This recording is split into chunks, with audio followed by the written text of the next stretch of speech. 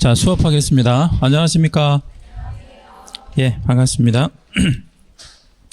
자, 오늘 하고 이제 다음 주에 오전 한 2시 정도까지 해서 이론 총정리를 좀 해드릴 건데, 자료는 다 받으셨죠? 예, 그래서 이 자료 페이지 수로 21페이지 정도 되는데, 한번 보셨나요, 자료? 아, 예, 안 보셨어요? 예. 여기서 뭐 특별히 안 나오는 문제는 없을 거예요. 다 나올 겁니다. 이론은. 그러니까 요거를, 우리 시험 볼 때까지 몇 번 정도를 보실 거냐면, 몇 번 정도 보고 싶어요? 5번이요? 한 10번을 좀 보셔야 될 것 같은데. 예, 10번 정도 이렇게 보시면 될 것 같고, 처음에 보실 때는 시간이 조금 걸릴 수 있는데, 예, 2번, 3번 이렇게 회차가 이제 좀 거듭될수록, 훨씬 더 아마 그 빠른 시간 안에 이렇게 보실 수 있을 것 같아요. 자, 일단 자료에 대한 뭐 설명을 드렸고요. 여기 이제 끝에 보면 뭐 족보라고 되어 있잖아요. 이제 시험에 있어서 꼭 나오는 내용들만 좀 정리를 해 놓은 거니까 이 자료 신뢰하시고 보셔도 괜찮습니다. 여러분 선배들도 다 이 자료 가지고 다들 합격하셨어요. 이거 족보예요, 족보.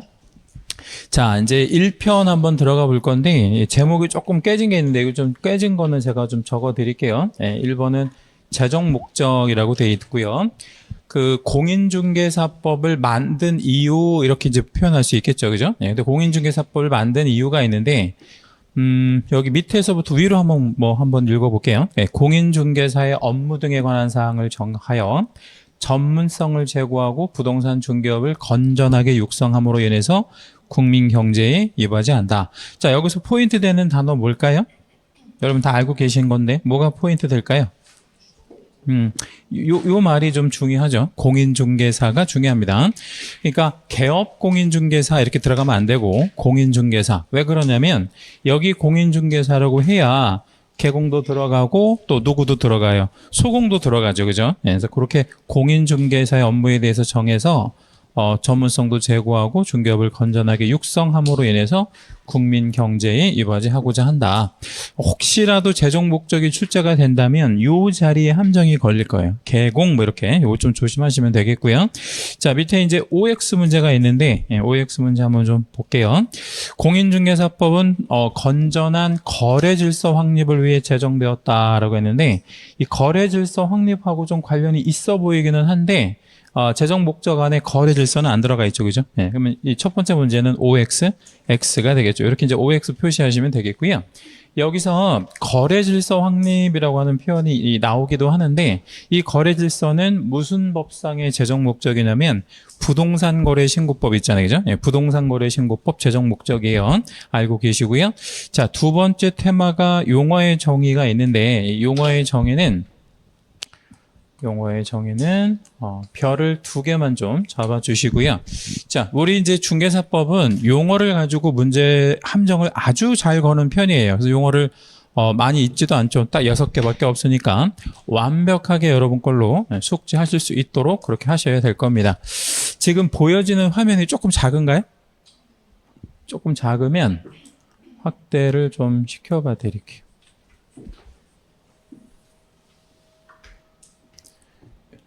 너무 큰가요? 괜찮아요? 네, 그럼 이렇게 할게요.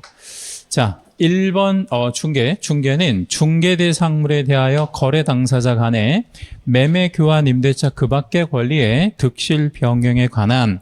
자, 채색 한 번만 잡을게요. 우리 중개라는 용어에서 가장 중요한 포인트는 뭡니까? 행위를 알선한다라는 게 가장 중요한 포인트가 되겠죠. 행위를 알선한다. 자, 그러면 제가 역으로 한번 질문 드려볼게요. 여기서 말하는 행위는 어떤 행위인지 문장 안에서 한 번만 찾아볼게요. 우리 많이 해봤던 거잖아요. 이 행위가 뭐죠? 매매, 교환, 임대차, 그 밖의 권리의 득실 변경을 시키는 행위를 말하고 그 행위를 뭐 하는 게 중개예요?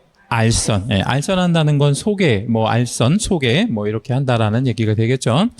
자, 두 번째 공인중개사는 이 법에 의한 공인중개사 자격을 취득한 자. 여기도 우리 채색 하나만 잡을게요. 자격을 취득한 자를 공인중개사 이렇게 표현을 합니다. 요 자격을 취득하는 거하고 등록을 하는 거하고는 조금 다르죠, 그죠? 예, 그래서 요거 4번하고 이제 2번하고 좀 차이가 난다는 거 알고 계시고. 자, 3번의 중개업. 중개업이 되기 위해서는 세 가지 요소가 필요한데, 첫째는 다른 사람의 뭐 있어야 돼요? 의뢰 꼭 있어야 되고요. 예, 일정한 뭐를 받아야 되냐면, 보수를 받아야 됩니다. 그리고 중개를 뭘로 행할 건? 업으로 행할 건. 예, 요게 이제 중개업의 3요소가 된다. 이렇게 정리해 주시면 되겠죠. 자, 4호에 개공 나오는데 개공은 이 법에 의하여 중개사무소 무엇 한 자입니까? 개설 등록을 한 자. 이렇게 정리해 주시면 되고요. 자, 일단은 여기 4호까지 핵심어 한 번만 다시 한 번만 잡아볼게요. 1호하고 3호의 차이점. 1호하고 3호의 차이점 한 번만 얘기해 주실래요? 1번하고 3번의 차이점. 업이냐 업이 아니냐. 예, 근데 업이 되기 위해서는 몇 가지 요소가 필요한 거죠? 세 가지. 예, 그게 다시 한번 정리하면 의뢰, 보수, 업. 요 포인트 잘 잡고 계시고요. 중개와 중개업은 좀 다른 개념이다라는 거 알고 계셔야 되고. 자, 두 번째 질문은 2호하고 4호. 그러니까 2번하고 4번의 차이점이 뭐예요? 2번하고 4번의 차이점. 등록을 했냐 안 했냐. 예, 그러니까 여기서는 뭐는 안 했다는 거예요. 여기는 2번은 등록은 안 했다. 그러니까 뭐만 취득했다. 자격만. 반면에 4호는 뭐를 했다는 뜻이죠? 등록을 했다. 등록을 했다. 예, 그럼 얘는 자격은 없는 거예요? 아니면 있는 거예요? 자격에 대해서는 모르겠죠. 왜 우리가 자격은 모르냐면 여기 개공은 어떤 개공도 있냐면 부칙 개공도 있고 또 법인인 개공도 있으니까 여기서 꼭 자격이라는 개념 여기다 결합시키면 안 돼요. 말 그대로 여기는 뭐만 한 자 이렇게 생각하시면 돼. 등록. 예. 여기는요 자격. 요 포인트 잘 잡고 계시고. 자, 다섯 번째 소공. 예, 소공은 개공에 소속된 공인중개사입니다. 소속된 공인중개사. 가로에 보니까 개공인 법인에, 여기서 법인인 개공이 존재한다는 거 알 수 있죠? 사원 또는 임원으로서, 이 사원 또는 임원은 직급이 높은 낮은, 아주 높은 자들이고요. 그 차원 또는 임원으로서 공인중개사인 자를 포함한다. 이 자리 포함하는 게 맞는 거예요, 그죠? 제외한다 그러면 얘가 어디 갈 데가 없잖아요. 이게 포함한다 맞고. 그래서 소공이 하는 일은 한 가지, 두 가지. 두 가지. 그거 채색 한번 해볼게요. 첫째 뭡니까? 중개 업무를 수행하는 거 일단 할 수 있고, 두 번째 얘가 뭘 할 수 있어요? 중개 업무를 보조하는 업무를 또 할 수가 있습니다. 자, 여섯 번째 중개보조원. 중개보조원의 포인트는 여기가 아주 중요하죠. 공인중개사, 인자, 아닌자. 아닌자. 그러니까 자격 있는 친구는 자격이 있다 그러면 뭐가 되거나 개공이 되거나 소공이 되거나 이렇게 해야 되는 거고, 여기는 자격이 없는 자여야 합니다. 그래서 공인중개사 아닌 자로서 개공에 소속되는 건 소공이나 중개보조원이나 똑같죠. 중개대상물에 대한 현장 안내 및 일반 서무 등 개공의 중개업무와 관련한 무슨 업무를 보조하는 자, 단순한 업무를 보조하는 자죠. 그럼 중개보조원의 업무는 개수로 따지면 몇 개? 한 개. 중개보조원은 뭐만 보조하는 거죠? 단순한 업무만 보조하는 겁니다. 자, 그러면 마지막으로 5번하고 6번의 차이점 한번 답변하실래요? 5번, 6번 차이점. 자격의 유무 차이 나요? 여기는 자격이 있고 여기는 자격이 없고, 또 여기는 중개 업무를 수행할 수 있고 여기는 반대로 중개 업무를 수행할 수 없는 그런 어떤 차이점이 있죠. 자, 밑에 이제 가로 넣기랑 OX 문제 한번 좀 내려가 볼게요. 자, 첫 번째 문제는 중개 행위의 대상은 뭐냐 이렇게 이제 물어보고 있거든요. 중개 행위의 대상은, 그러니까 이 중개가 아까 간단히 정리하면 뭐를 뭐 하는 것이다라고 정의했었죠. 행위를 알선하는 거. 그러면 그 행위가 바로 무슨 행위가 되는 거냐면 법률 행위가 되는 겁니다. 행위는 법률 행위가 되는 거예요. 근데 여기 법률 행위이다. 그 다음에 그 뭐라고 나와 있어요? 중개 행위의 성격은 중개 행위의 성격 뭐 이렇게 물어보죠. 성격은 무슨 행위냐면 얘는 사실행위입니다. 다시 말씀드리면 중개행위의 타겟이 되는 것은 법률행위고, 법률행위라는 건 계약을 말하는 거고, 그 중개행위 자체의 성격을 물어보면 무슨 행위고요? 사실행위고. 요거는 우리 판례 지문이라서 출제 잘 되는 거니까 별 하나만 좀 해주시겠습니다. 요거 그 법률행위하고 사실행위하고 위치 바꾸는 거 조심하셔야 돼. 중개행위 목적, 타겟이 되는 거는 법률행위고, 중개행위 자체의 성격은 사실행위다. 이렇게 정리하시면 되고, 자, 두 번째. 중개대상 권리에는 저당권 등 담보물권도, 우리가 이제 꼭 소유권에만 개입하라는 법은 없잖아요. 그러면 저당권이랑 뭐 이런 담보물권에도 개입할 수 있어요, 없어요? 있죠, 당연히. 유치권도 우리 양도하는 과정, 이전하는 과정에는 개입할 수 있듯이. 자, 세 번째. 중개를 업으로 한다라는 것은, 무슨 성 있어야 돼요? 계속성 있어야 되고요. 네, 계속성 있어야 되고, 반복성도 있어야 됩니다. 계속성과 반복성을 갖추는 행위, 이거를 중개를 업으로 한다라는 얘기겠죠. 자, 요거 두 번째 문제, 세 번째 문제 다 별 잡을게요. 이거 다 알고 계셔야 되는 겁니다. 자, 지시중개라는 말 혹시 들어보셨나요? 처음 들어보셨나요? 들어보셨어야 되는데, 지시중개가 뭐냐면, 일본 말로 보도중개라고 얘기를 하기도 해요. 보도. 그러니까 어디에 가면 어떤 물건이 있다라고 이렇게 전시만 해주는 거. 전시중개라고 표현하기도 하는데, 그러니까 물건을 이렇게 진열해 놓기만 하는 방식을 얘기하는 거거든요. 그래서 지시중개의 반대말은 참여중개라고 얘기합니다. 참여중개. 예전에 우리 이제 기본 강의할 때 한번 말씀드렸던 건데, 참여중개라고 하는 건 또 뭐니 얘기냐. 적극적으로 그 양 당사자 사이에 참여를 해서 거래 계약을 끌어내는 중개. 예, 그러니까 적극적인 어떤 중개 방식을 우리는 참여 중개 방식이라고 얘기합니다. 우리나라 전통 중개는 지시 중개, 참여 중개. 이 참여 중개 방식입니다. 예, 이거. 예. 서양이나 일본 같은 경우에는 지시 중개가 있고요. 자, 일방 중개가 있고, 일방 중개의 반대말은 무슨 말일까요? 쌍방 중개가 있습니다. 일방 중개의 반대말은 쌍방 중개가 있는데, 얘 시험에 잘 나오죠. 일방중개에다가 우리 채색별 하나만 잡을게요. 일방중개라는 말이 무슨 얘기냐면 한쪽의 의뢰만 있어도 된다, 아니면 반드시 양쪽 의뢰가 있어야 된다. 한쪽 의뢰만 있어도 되는 거, 이걸 일방중개. 쌍방중개는 양쪽 모두의 의뢰가 있어야 된다라는 것을 이제 쌍방중개라고 얘기하는데, 하여튼 일방중개도 중개고 쌍방중개도 뭐 물론 상관은 없지만 일방중개가 좀 시험에는 잘 출제가 됩니다. 자, 세 번째 중개대상물이죠. 중개대상물. 여기도 우리 별 하나만 잡고요. 중개대상물도 뭐 해마다 1번 아니면 2번에 출제가 됩니다. 자, 여러분 본 시험장에 가시면 1번 문제에서 우리가 뭘 볼 수 있냐면 용어의 정의 문제 볼 수 있고요. 2번 문제에서 뭘 볼 거냐면 중개대상물 이렇게 볼 거예요. 이제 3번 문제에서 이제 뭐 시험에 관련된 뭐 이런 거 이제 말 그대로 순서대로 이제 그렇게 나오겠죠. 그러면 1번 문제 가볍게 풀고 2번 문제 가볍게 푸는 수험생과 1번 문제하고 2번 문제에서부터 막 그 휘말려 가지고 이거 내가 뭐를 공부했지 그동안? 뭐 이렇게 생각을 하기 시작하면 그 시험은 끝났다고 봐야 되는 거죠. 그렇죠? 예. 그러니까 요 중개대상물 용어 이쪽 파트는 꼭 득점하실 수 있도록 이렇게 하실 수 있어야 됩니다. 자, 일단 중개대상물이 되려면 세 가지 요소가 필요해요. 첫째는 뭐가 있어야 되고 규정이 있어야 되고요. 두 번째는 사적 거래가 가능해야 되고, 그리고 세 번째는 중개 행위가 개입될 수 있어야 돼. 도와줄 수 있어야 된다. 이런 뜻입니다. 그러면 여기 이제 CF라고 되어 있는 건 이제 반대 예외인데, 어업재단 선박 같은 거, 이런 거는 중개대상물이 안 되거든요. 특히 선박 같은 거 좀 잘 나오죠. 선박은 사고 팔 수가 있어요. 여기 사적 거래가 가능해요. 선박은. 더군다나 선박은 부동산이라고 취급되어 줄 수도 있어요. 20톤 넘어가면 등기 능력도 있고요. 그럼에도 불구하고 선박이 중개대상물이 안 되는 이유는 선박이 뭐가 없는 거예요. 규정이 없는 거예요. 네, 그렇게 생각하시면 되겠고, 국유재산이라고 하는 거는 누구의 재산을 국유재산이라 그래요?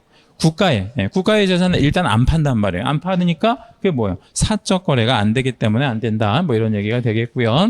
그 다음에 일신 전속적인 권리. 일신 전속적이다라고 하는 것은 누구한테만 있어야 된다는 얘기예요. 그 사람에게만. 예를 하나만 좀 들어봐 드릴까요? 우리 알고 있는 것 중에서 분묘기지권 있잖아요. 네, 분묘기지권.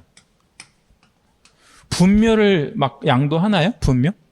야, 우리 아버지 묘자리 참 좋은데 사갈래? 예, 이거는 안 하거든요. 그러니까 분묘귀지권도 양도성이 없는 거예요. 그럼 이런 분묘귀지권 같은 거는 중개 개입 가능성이 없다. 이렇게 정리해 주시면 됩니다.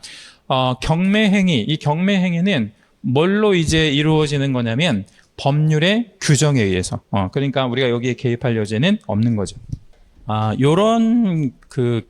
요렇게 출제가 되어지는 경우는 하나 좀 조심하셔야 될 것 같아요. 여기다 하나 좀 적어봐 드릴게.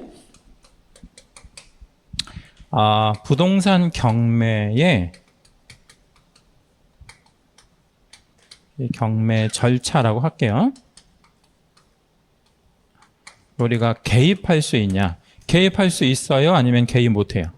개입 못해요. 네. 왜 개입을 못하냐면 이 경매 절차는 뭐에 의해서? 법률의 규정에 의해서 이루어지는 거니까. 그런데 전혀 다른 형태의 출제가 가능한 게 뭐냐면 잘 나오는 거 경매 중인, 그죠? 경매 중인 뭐 하나 준단 말이에요. 뭐 예를 들면 경매 중인 상가, 뭐 경매 중인 주택, 경매 중인 토지 이렇게 나오면 얘는 중개 대상물이다 아니면 아니다. 얘는 이다라는 거죠. 그러면 뒤에하고 앞의 차이는 뭐냐면 여기는 뭐에 대해서 OX를 찾아라 이런 문제예요. 요거 뒤에 거부터 답변할게요. 여기에서는 지금 OX를 뭐를 가지고 판단한 거예요? 경매라는 단어를 가지고 판단했어요? 상가라는 단어를 가지고 판단해요? 상가. 그러니까 여기서는 포인트가 경매가 아니고 상가라는 거예요. 상가니까 중개할 수 있지 뭐. 중개 대상물인데. 근데 여기서는 경매 절차가 포인트란 말이에요. 경매 절차는 내가 이래라 저래라 개입할 여지가 없는 거예요. 법에 의해서 다 만들어진 절차, 민사집행법에서. 그러니까 우리가 여기에 개입할 여지는 전혀 없는 거죠. 예를 들자면 기간을 좀 연기해 주세요. 설사 우리가 그거를 연기 신청할 수 있다 하더라도 그거는 중개 행위가 아닌 거잖아요. 그죠? 그러니까 여기에는 개입할 여지가 전혀 없는 거다. 이렇게 정리해 주시면 돼요. 요거는 별도 하나만 잡을게요. 그러니까 경매에서 개입이 안 된다는 것은 그 물건에 대한 개입을 물어보는 게 아니라 절차. 근데 물건을 물어볼 때는 개입할 여지가 있구나. 이렇게 생각하시면 돼요. 자, 그 정도 보고요. 자, 이제 구분 한번 가볼게요. 법률상, 중개대상물은 법률에서 정하는 게 있고요. 또 시행령으로 정하는 게 있어, 대통령으로. 법률로 정하는 거 3개를 한번 같이 한번 읽어볼게요. 같이 한번 소리내서 읽어보겠습니다. 시작. 토지, 건축물, 그 밖의 정착물. 그죠? 토지, 건축물, 그 밖의 정착물. 요거를 법률로 정하는 중개대상물이라고 합니다. 법률로 정하는 중개대상물. 근데 알고 계시다시피 토지 안에는 수없이 많은 종류의 토지가 있을 거 아니에요. 근데 그걸 다 우리가 알 수가 없으니까 왼쪽으로 좀 대비해보면 왼쪽은 중개대상물이 되는 건 오른쪽은 안 되는 거 있는데 안 되는 것만 한번 좀 제가 읽어드릴 텐데 안 되는 이유 한 번만 답변해 주세요. 국 공유 재산 중에서 국은 나라 거, 공유는 지자체 거. 국 공유 재산 중에서 행정 재산은 왜 안 돼요? 근데 여기 보면 일반 재산은 또 된다고 돼 있잖아. 그죠? 그러면 행정 재산과 일반 재산의 차이는 뭐냐면 얘는 안 파는 거. 그러니까 무슨 얘기냐면 용도가 있는 거 없는 거. 있는 거. 지금 쓰고 있는 거. 대통령 우리 실 이렇게 우리 요즘엔 청와대라고 안 하잖아요. 대통령실이라든가 경복궁, 서울시청 청사, 고양시청 청사 이런 거는 행정재산이라 안 파는 거고. 그러면 여기서 말하는 일반 재산은 용도가 있는 거 없는 거. 없는 거. 용도 폐기된 거. 구청사. 지금 없어진 거. 이건 팔아도 돼 안 돼? 돼요. 이건 팔아도 되는 거. 그렇게 정리해 주시면 되겠고요. 자, 두 번째. 바닷가 간석지 같은 거. 미등 녹지는 보실 거 없고. 바닷가 간석지. 얘네는 왜 안 돼요? 이거는 제가 알기로 학개론에서도 배우고 공시법에서는 당연히 배우는 걸로 알고 있거든요. 이거 왜 안 돼요? 토지가 아니에요, 정답. 토지가 아니에요. 왜 토지가 아니냐면 바닷물이 들어오잖아, 얘네들은. 그러니까 뭐가 아닌 걸로. 토지가 아닌 걸로. 비토지. 비토지. 이건 토지 아닌 걸로 보는 거예요. 토지 아닌 걸로 본다.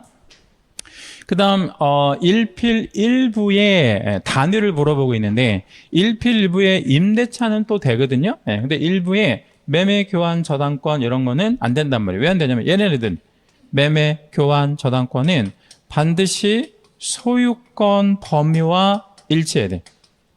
소유권 범위와 일치. 그러니까 전부를 거래할 때만 매매, 교환, 저당권 등기시킬 수 있는 것이죠. 그 다음에 대토권 있는데 얘 좀 시험에 좀 잘 나오죠. 대토권은 증서, 종이 한 장이라고 생각하시면 돼요. 대토권은 종이 한 장이구나. 얘는 그러니까 뭐는 아닌 걸로 답변하시면 될까요? 토지 아닌 걸로. 그러니까 증서, 종이 이렇게 생각하시면 되겠고, 건축물에서는 미등기, 무허가, 불법 건축물 이런 거 뭐 안 따집니다. 근데 여기서는 좀 요거 좀 알고 계셔야죠. 입주권 중에서 중개대상물이 되는 거는 재건축 입주권, 재개발 입주권 이런 건 좋대요. 그런데 여기 보면 입주권 중에서 안 되는 게 하나가 있어요. 여기다는 채색 하나만 좀 잡아주시는데, 입주권이라고 주고 입주자로 왼쪽은 선정된 지위고 오른쪽은 선정될 수 있는 지위 이렇게 나가면 얘는 중개대상물 될 수 없어요. 이런 거 특별히 조심하셔야 되고요. 뭐 입주권이나 당첨권이나 당첨만 된 거고 아직 입주자로 확정되어진 선정된 권리가 아닌 뭐 이런 것들을 생각하시면 되겠죠. 그 다음에 명인 방법을 갖춘 20개 집단, 이런 거 명인 방법을 갖춘. 그 다음에 이제 오른쪽에 보면 부합물, 종물, 뭐 아니면 분리 해체가 용이한 세차장 이런 것 좀 시험에 좀 잘 나오죠. 자, 질문. 세차장이 모두 중개대상물이 안 된다는 뜻인가요? 아니면 분리해체가 용이해서 안 된다는 거예요? 분리해체가 용이해서. 세차장이 안 될 일이 없죠. 당연히 세차장도 되겠지. 근데 앞에 표현 분리해체가 용이하다. 그럼 이건 비정착으로 본다. 뭐 이런 얘기 되겠죠. 자, 요거 위에 있는 내용을 가지고 OX 한번 해볼게요. 중개대상물은 법률로만 정한다 이랬는데 법률로만 정하는 것은 아닙니다. 그럼 뭘로도 정하냐면 시행령, 대통령령이라고 하죠. 시행령으로도 정해요. 오른쪽에서 다시 볼게요. 그 다음에 두 번째는 사적 소유인 하천은, 자 일단은 달랑 한번 좀 끊어볼게요. 질문 하나 드릴게요. 하천을 사적으로 소유할 수 있나요? 그럼요. 하천의 국유제는 없어졌어요. 그러니까 하천은 그냥 토지니까 개인적으로 소유할 수 있는데 모든 사적 거래가 가능하고 달랑 한번 끊고 여기까지는 맞는데 요 부분이 틀렸습니다. 자, 왜 틀렸냐면 하천이라고 하는 건 용도가 있잖아요. 그러니까 물이 흘러다녀야 되잖아요. 거기다가 뭐 하는 건 안 되겠어요. 하천에다가 집을 짓거나 나무를 심거나 이렇게 하면 안 된단 말이에요. 그러니까 모든 사적 거래가 안 된다. 사적 거래가 가능하고 이랬는데 여기서 안 되는 거지. 예를 들자면 뭐 용익권을 설정하는 용익적 거래 이런 것들은 다 불가합니다. 그러니까 뭐 지상권 잡는다, 임대차 한다 안 되는 거예요. 그런 거. 중개대상물이 된다. 얘는 또 괜찮아. 얘는 맞아. 네, 가운데 게 틀렸어요. 그러면 하천 가지고 거래할 수 있는 거는 뭐냐면 이 용익적인 거래 빼고 다 돼. 용익적인 거래 빼고 뭐가 있냐면 매매, 교환, 저당권 이런 건 다 잡을 수 있어요. 자, 세 번째 입주권의 경우 입주자로 선정된 지위이면 여기다 우리 채색 하나만 잡아요. 입주자로 선정된 지위이면 중개대상물이 된다. 중개대상물 됩니까? 예, 중개대상물이 된다. 포인트는 뭐냐면 입주권을 가지고 판단하지 마시고요. 뭘 가지고 판단할 거예요? 입주자로 선정된 지위, 선정된 거냐 아니면 될 수 있는 거냐 이렇게 판단하시는 게 맞겠죠. 자, 이제 시행령으로 보는 중개대상물을 좀 한번 좀 보여드릴 건데 시행령을 같은 말로 뭐라 그래요? 대통령령. 그러니까 법률로만 정하는 게 아니고 대통령령으로도 정하고 있다. 여기도 우리 채색 하나만 잡아주실 건데 같이 한번 읽어가면서 할게요. 시작. 임목, 광업재단, 공장재단. 이렇게 세 개는 시행령으로 법률로 정하는 게 아니고 시행령으로 정하고 있어요. 자, 그러면 임목이라고 하는 거는 명인 방법하고는 차이가 좀 있잖아요. 임목은 뭐 된? 등기된. 여기는 등기가 된. 근데 그렇게 따지면 얘네도 등기가 된 건가요? 공장재단, 광업재단도 다 등기가 된 거죠. 그러니까 시행령에서 우리가 다루는 중개대상물들은 모두 등기가 된 그런 애들이에요. 얘가 이제 등기를 할 때 전부여도 괜찮고 한 필지 전부, 일부여도 괜찮아요. 수종에 제한 없다. 수종은 무슨 말일까요? 수종이. 나무의 종류, 수량 이런 것도 제한 없어요. 몇 그루 이런 거 상관없고 토지와는 별개로 취급된다. 얘는 우리 채색 한번 해주시고요. 별도 하나만 잡을게요. 임목은 마치 건축물처럼 별개의 부동산이에요. 다시 한번 임목은 부동산이니까요. 부동산이에요. 뭐로부터 독립한 부동산? 토지로부터 독립한 부동산이에요. 다시 한번 임목은 부동산입니다. 토지로부터 독립한 부동산이에요. 제가 부동산이라고 말씀드렸어요. 그럼 광업재단, 공장재단도 부동산인가요? 예, 이것도 다 부동산이에요. 우리는 부동산만 중개하는 거예요. 동산 중개하지 않아요. 다 부동산입니다. 다 부동산. 근데 우리 민법에서는 이런 거 안 배웠잖아요. 민법하고는 좀 다른 거예요. 이거는 임목법에서 부동산이라고 정의하고 있고, 이거는 공장재단 저당법에서 부동산이라고 정의하고 있는 거예요. 다 부동산입니다. 여기 보면 반드시 소유권만으로 구성할 필요는 없다. 자, 그러면 소유권만으로 구성할 필요 없다. 그러면 소유권도 구성할 수 있어요, 없어요? 있죠. 소유권만으로 이랬으니까. 플러스 돈 되는 권리 뭐가 있을까요? 그러면 지상권 뭐 200년짜리 지상권 이런 거 묶으면 되겠죠. 그래서 이렇게 여러 가지 권리로 묶을 수 있는 게 공장재단, 광업재단이구나. 이렇게 묶어놓은 공장재단, 광업재단 이런 것들은 저당권의 목적이 되기 위해서 묶어놓는 거죠. 그러니까 쉽게 말하면 저당을 잡는다는 얘기는 뭐를 받으려고, 대출 좀 땡기기 위해서 등기를 해놓은 거구나, 이렇게 생각하시면 되겠고요. 요거 세 가지 공통점은 모두 등기가 됐으니까 등기된 단위로 일체로만 거래해야 돼. 부분적으로 이렇게 거래해서는 안 됩니다. 네, 예외가 하나 있습니다. 어떤 예외가 있냐면 저당권자가 동의하면 공장재단에서 분리된, 딱 떨어뜨려서 뭐 하나만을 중개하는 거, 공장만을 중개하는 거 가능한데, 요게 조건이 있어요. 누가 동의해야만 되는 거예요. 저당권자가 동의하지 않으면 분리 자체가 불가합니다. 분리한 전제 하에서 공장만의 임대차 가능하다. 자, 공시로 한번 넘어가 볼 건데, 임목에 대한 공시는 임목 등록 원부라는 걸로 공시하는데, 이 원부는 같은 말로 대장이라고 생각하시면 돼요. 자, 우리 토지를 등기하려면 반드시 무슨 대장이 있어야 돼요? 토지 대장. 건축물 등기하려면 뭐가 있어야 돼? 건축물 대장. 이것도 마찬가지예요. 이거 임목 등기하려면 임목 등록 원부라는 게 있어야 되고요. 원부 있으면 등기를 할 수가 있고요. 여기는 표제부, 갑구, 을구. 을구는 왜 만드는 거냐면 뭐 때문에요? 저당권 때문에. 그리고 이 임목이 씌워져 있는 토지 등기부 표제부에다가 임목의 등기번호, 임목의 번호를 공시해 줌으로 인해서 지상에 있는 나무가 말하자면 임목인지 아닌지, 그냥 잡목인지 이거를 공시해 준다, 이런 얘기입니다. 우리 임목이 자라는 토지 등기부를 통해서 임목인지 확인할 수 있어요, 없어요? 있죠. 자, 다시 임목이 자라고 있는 토지 대장이나 임목 대장을 통해서는 어떤 정보도 확인할 수 없어요. 다시 한번요. 임목이 자라고 있는 토지 대장을 통해서는 아무것도 알 수가 없어요. 근데 임목이 자라고 있는 토지 뭐를 보면, 등기부를 보면 임목인지 아닌지 알 수 있어요. 이거 좀 조심하셔야 돼. 토지 대장, 임야 대장에는 임목에 대한 사항을 등록하지 않아요.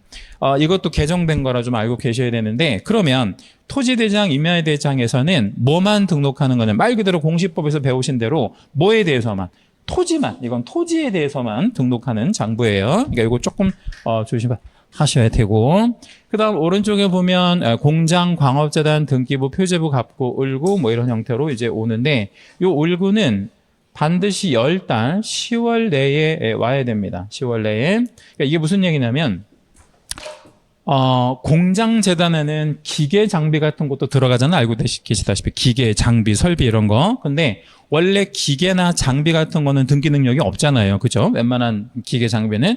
근데 이거를 등기를 해주는 이유는 뭐 잡아라? 저당권. 네. 근데 그 저당권이 막 1년, 2년, 3년 지속되어지도록 안 잡히면 의미가 없잖아요. 그러니까 얼마 안에 잡아야 된다. 10월 알고 계시고요. 등기가 있는 것은 해당 등기 사항 증명서, 해당구 사항란. 여기다도 우리 채색 하나만 잡을 건데, 해당구 사항란에다가 채색 잡으시고요. 이거 무슨 얘기냐면 소유권은 등기가 되는 거예요, 안 되는 거예요? 여기서 우리 아까 소유권만으로 구성할 필요 없다 해서 소유권은 등기가 되죠. 그러면 얘가 등기가 되면 무슨 구에 표시를 해요? 갑구. 이 어느 물건 갑구에 보면 이 물건은 공장재단에 편입돼 있어, 이렇게 표시를 하겠죠. 그러면 지상권도 등기가 있는 거예요, 없는 거예요? 있는 거죠. 네, 그럼 얘가 등기부 무슨 구를 떼어보면 을구. 을구를 떼어보면 을고를 떠보면 이 토지가 어느 공장재단에 편입돼 있다는 게 나올 거 아니에요. 그러니까 여기서 보면 해당구라는 거는 묶이는 권리가, 그죠? 예, 여기 속하는 권리가 소유권일 때는 해당구가 뭐예요? 갑구, 그 다음에 소유권 이외에 걸리면 을구가 되는 거죠. 그래서 그렇게 해당구라는 개념은 그 개념이에요. 예, 그래서 이거를 그 취지를 기재함으로 인해서 공시성을 높인다. 이렇게 생각하시면 되고요.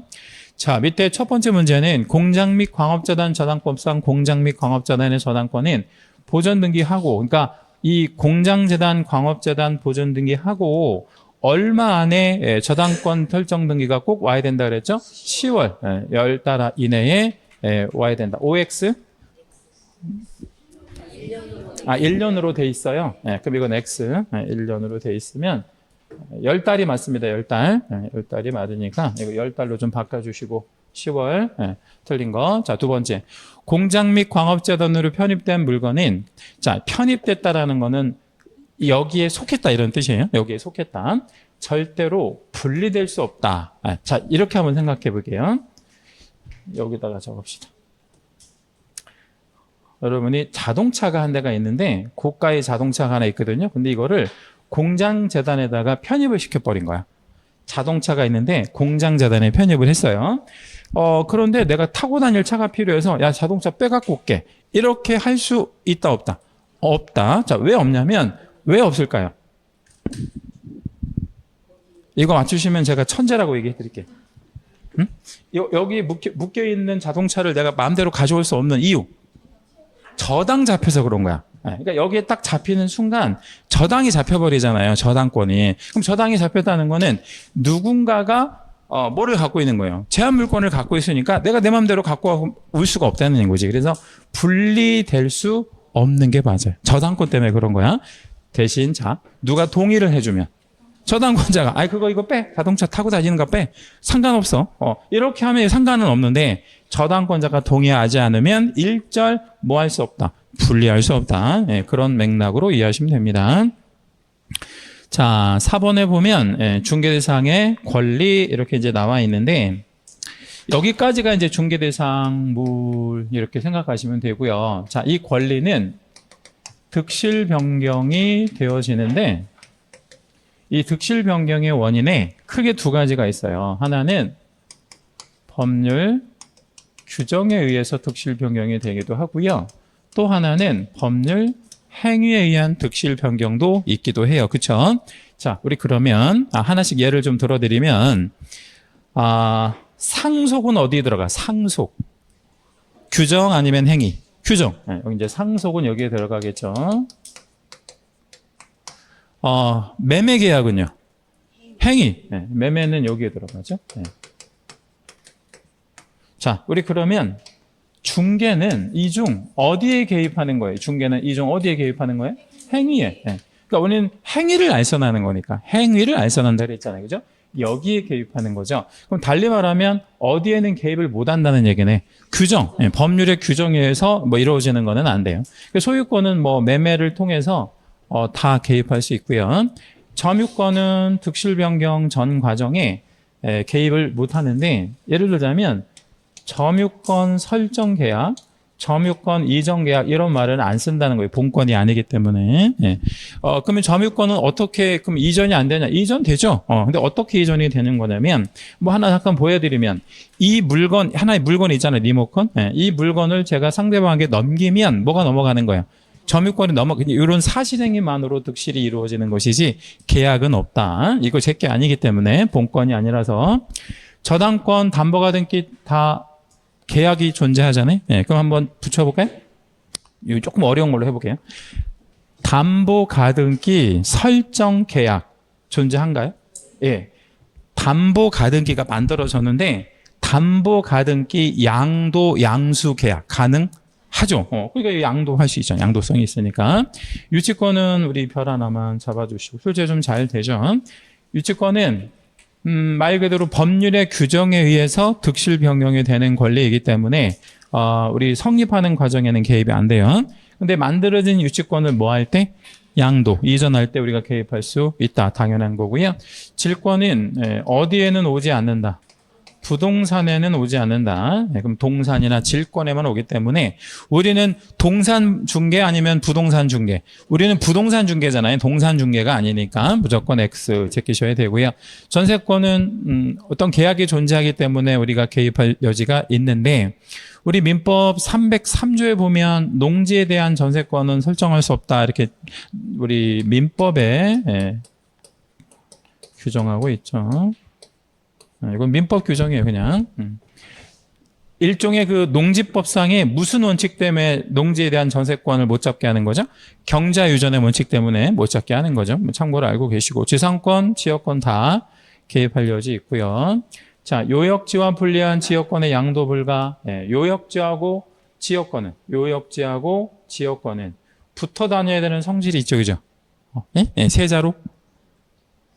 부종성이라고 합니다. 여러분 자신 있게 답변하셔야 돼. 이제 여러분은 한 달만 있다가 공인중개사가 되실 분들이기 때문에 이제 모르는 게 없는 거예요. 모르는 게 없는 거예요.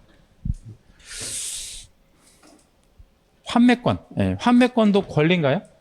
그럼요. 환매권도 권리예요. 그래서 득실 변경 다 개입할 여지가 있는데 환매권을 가지고 우리 재매매하는 거, 이 환매권을 가지고 재매매하는 거는 일종의 형성권이기 때문에 환매권을 가진 자가 우리 일방적으로 행사하는 것이죠. 상대방의 동의를 구하지 않는 거라서 요거는 개입할 여지가 없습니다. 개입할 여지 자체가 없고 임차권 다 되고 얘도 채색 하나만 잡아주세요. 법정지상권. 이거 좀 잘 나오는데 법정지상권은 유치권하고 똑같아요. 개념이 어떤 의미에서 똑같으냐면 법률의 규정에서 만들어지는 지상권이에요. 그러니까 개입할 여지가 없죠. 근데 이미 만들어진 법정 지상권을 뭐 하는 과정에 양도하는 과정은 일단 가능한지를 잘 물어봐요. 가능합니다. 분묘기지권은 아까 무슨 성이 있다라고 말씀드렸죠. 아까 왼쪽에서 일신전속성. 일신전속성을 가져요. 오로지 누구에게만 전속적인 권리예요? 두 글자. 큰아들. 장손 아니고 종손. 종손. 장손하고 종손은 조금 다른 개념입니다. 자, 이제 금전채권인데 이 금전채권이라고 하는 거는 쉬운 말로 표현하면 뭐 할 돈, 받을 돈. 그러니까 금전채권이니까 받을 돈 뭐 이런 뜻이잖아요. 그러니까 이거 돈이니까 중개 대상 권리에 해당하지 않는다. 예, 별. 요거 판례라서 출제 좀 예상이에요. 금전채권은 받을 돈. 자, 그러면 여기다 우리 이렇게 한번 전개해가지고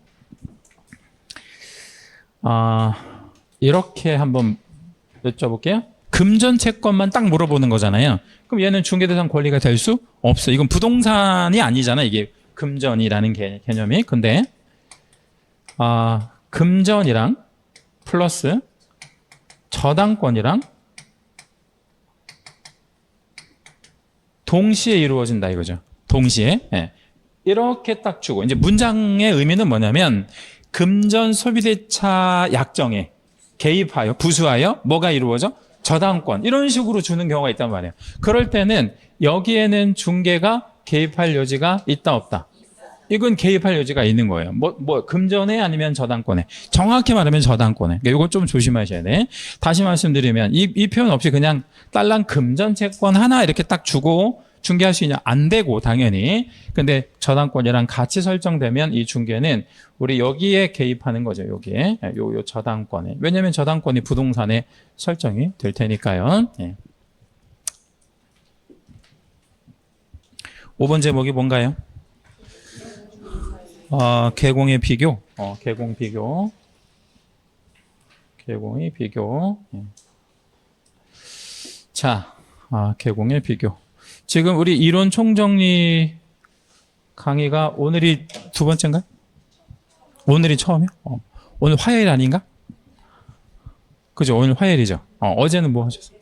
어제 백선 했어요? 이론 오늘 처음 하는 거예요? 예. 그러면 이제 앞으로 다음 주든 언제든 다른 과목도 다 할 텐데, 사실 이 자료가 중개사법만 21페이지고 다른 자료까지 하면 얼마나 돼요? 굉장히 많죠. 그래서 제가 뭐 말씀드리려고 하냐면, 지금 여러분 이제 자료 욕심 부리고 그러면 안 돼요. 예. 그러니까 있는 자료 뭐 할 때예요? 버릴 때라고. 그래서 다 버려버리고 그냥 하나 정도. 나 이거는 도저히 못 버리겠어. 너무 많이 정들어가지고. 나는 그리고 이거 시험 끝나도 계속 가지고 있을 거야. 그런 자료 하나만 남기고 버리든 아니면 버리는 게 아까우면 박스에다 넣어놓고 앞으로 9월 이후에 10월까지 나올 자료만 가지고도 여러분 보시는데 벅차니까 자료 욕심은 안 내는 걸로 하시고 새로운 자료는 이제 우리 학원 정식 커리로 나오는 거 제외하고는 보시지 않는 게 좋습니다. 시간도 없고요. 자, 일단 이제 5번 박스 한번 들어가 볼 건데 법인 개공 공개가 있고 부칙 개공이 있는데 신규 등록 다 가능하죠. 이 신규 등록이 가능하다는 건 이렇게 한번 제가 질문 드릴게요. 여러분이 이번 올해 시험에 합격하시면 법인인 개공 될 수 있고 공인중개사인 개공도 될 수 있어요. 근데 뭐는 안 돼? 부칙 개공은 안 되는 거예요. 왜 부칙 개공은 될 수가 없어요? 이 사람들은 신규 등록을 안 시켜준다. 그 얘기는 무슨 얘기냐면 뭐만을 가지고 있다. 기득권자다 이거죠. 기득권. 그러니까 1985년 이전으로 돌아가야 돼 우리가. 그죠? 돌아갈 수가 없는 거죠. 시간 여행할 수가 없잖아요. 그죠? 85년 이전으로 돌아간다면 돌아가고 싶은 분. 나는 85년 태어나지도 않았으면 그래도 한번 궁금하잖아. 85년 전에 인간들이 어떻게 살았을까? 어떤 모습일까? 뭐 이런 거 궁금할 수 있잖아. 85년 전으로 시간 여행할 수 있다면 가실 분. 두 분밖에 안 계시네. 저는 안 가고 싶어요. 별로. 별로 안 가고 싶어요. 오히려 미래로 가고 싶기는 해. 뭐 2050년 이렇게. 오히려 미래로. 자, 쓸데없는 얘기고요. 자, 두 번째 업무 지역은 법인은 전국, 공인중개사인 개공도 전국인데 부칙 개공은 어디에서만 할 수 있냐면 어디서만 할 수 있어요? 시도 안에서만. 여기 채색 하나만 붙여 주시겠습니다. 시도 안에서만 할 수 있대. 그런데 이게 예외가 좀 있나요? 예외 없나요? 예외 있습니다. 예외 한번 여기다 적어 볼게요. 예외. 세 가지가 개입돼야 되는데 세 가지가 뭐예요? 망의 가입 플러스 망의 가입만 하면 안 되잖아요. 이용. 이 망을 이용해야 되고 플러스 공개. 그러니까 올라와 있는 거. 좀 쉽게 말씀드리면 어디에 있는 물건. 인터넷에 있는 물건. 이 인터넷에 있는 물건은 어떻게 중개할 수 있냐면 전국적으로 중개할 수 있다. 요거는 망에 올라와 있는 물건은 전국적. 원칙은 시도 안내로 제한되지만 가입, 이용, 공개 이 세 가지 요건이 충족되면 전국으로 확대. 실무교육 법인에서는 누가 받냐면 사원 또는 임원 전원이 받습니다. 여기 전원에다 별 3분의 1 받는 거 아니라는 거 조심하시고요. 그 다음에 공개는 개공 본인이 받으면 되고 부칙 개공은 해당 없음이라고 되어 있는데 왜 해당이 없냐면 우리 부칙 개공이 먼저 됐을까요? 실무교육이라는 제도가 먼저 만들어졌을까요? 인양반들이 먼저 개공이 된 거예요. 그러니까 이 제도는 나중에. 그래서 부칙 개공은 연수 교육은 받아야 되는데 실무 교육은 안 받아요. 단 연수 교육은 받아야 돼. 연수 교육은 요거는 의무는 있어요. 연수 교육 의무는 있지만 실무 교육은 대상 자체가 아닙니다. 신규 등록을 안 하니까. 법인은 몇 개의 업무만 할 수 있는, 이게 뒤에 또 나올 건데, 중개업 포함하면 몇 개? 7개, 제외하면 6개. 이거 이제 겸업 업무라고 하죠. 공인중개사인 개공은 경업 제한이 없어요. 개인들은 역시 부칙 개공도 없는데, 다만 우리 그 부칙 개공은 경매, 공매 못 합니다. 이거 왜 못 하냐면, 변호사법 위반이에요. 중개사법에서 못하는 게 아니고 자격이 없기 때문에 이 사람들은 하면 안 됩니다. 분사무소는 누구만 설치 가능하냐면 법인만. 여기다는 우리 채색 별 하나만 잡을게요. 개인들은 분사무소를 설치할 수 없고 개인들이 분사무소를 설치하게 되면 뭐에 해당이 됩니까? 이중사무소로 봅니다. 자, 등록인장은 왼쪽 법인은 법인인장을 등록하고 공개는 실명인장을 등록을 하죠. 실명이 나타나 있는 인장을 등록합니다. 그리고 우리 부칙개공도 실명인장을 등록을 하겠죠. 사무소 명칭에는 몇 자나 몇 자의 문자를 사용해야 됩니까? 8자나 5자. 똑같죠? 네, 근데 여기는 요거를 사용하면 안 돼. 요거. 부칙개공은 8자. 왜 안 되죠? 자격이 없으니까. 네, 그럼 사용했다. 제재 있겠죠, 그죠? 제재는 둘 중에 하나. 1년 1천 아니면 백과태료. 요거는 100만 원 과태료밖에 없어요. 1년 1천 아닙니다. 특별히 조심하셔야 돼요. 네. 그러면 명칭과 관련해서 형벌을 받는 애들도 있어요. 그죠? 1년 1천의 형벌을 받는 애들은 어떤 애들이에요? 아닌 자, 개공 아닌 자들이 1년 1천의 형벌을 받습니다. 그러면 우리 부칙개공은 어떤 문자만 사용해야 됩니까? 부동산 중개 이런 문자만 사용해줘야 됩니다. 업무보증 설정은 우리 공인중개사인 개공, 예, 우리 올해 완전 개정된 거라서 이건 무조건 나온다라고 보셔야 돼요. 무조건 나온다. 가로넣기로 나오든 뭐 어떻게 나오든 무조건 나오겠죠. 이거는 예상. 법인은 얼마 이상 설정? 4억. 개인들은 2억입니다. 분사무소 하나마다 얼마 이상?